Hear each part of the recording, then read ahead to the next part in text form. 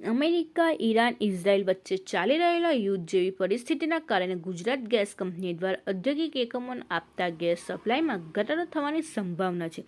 આનાથી ઉત્પાદન પર સીધી અસર પડી શકે છે. અખાતી દેશોમાં ચાલી રહેલા સંઘર્ષને કારણે વૈશ્વિક ઉર્જા સપ્લાય ચેઇન પર અસર પડી રહી છે, જેનાથી ગુજરાતના ઔદ્યોગિક વિસ્તારમાં ચિંતા વ્યાપી છે. ખાસ કરીને અંકલેશ્વર, પાનોલી, ઝઘડિયા ઉદ્યોગકારો માટે ગેસ પુરવઠા ઘટવાની શક્યતા ઊભી થઈ છે.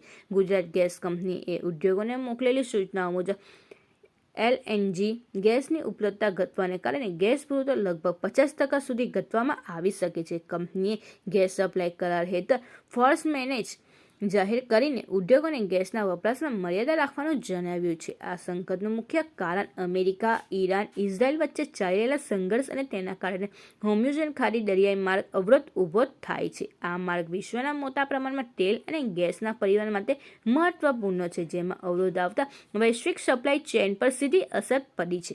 પરિણામે ભારત એલએનજી આયાત વિક્ષેપ પડ્યો છે અને અનેક ઉદ્યોગમાં ગેસ સપ્લાય ઘટવાની ફરજ પડી શકે છે. ગેસ પુરવઠામાં ઘટાડો થવાથી કેમિકલ, સિરામિક અને પ્રોસેસ ઇન્ડસ્ટ્રી જેવા ગેસ આધારિત ઉદ્યોગો પર સીધી અસર થશે. આનાથી ઉદ્યોગોનો ઉત્પાદન ખર્ચ વધશે અને ઉત્પાદનમાં ઘટાડો થવાની પણ સંભાવના છે. અંકલેશ્વર ઉદ્યોગ મંડળ પ્રમુખ વિમલ જેઠવાએ ઉદ્યોગકારોને ગેસ કંપનીની માર્ગદર્શિકા મુજબ ગેસનો ઉપયોગ કરવા અને લઘુત્તમ જથ્થાના બુકિંગ શરતોનું પાલન કરવા અપીલ કરી છે.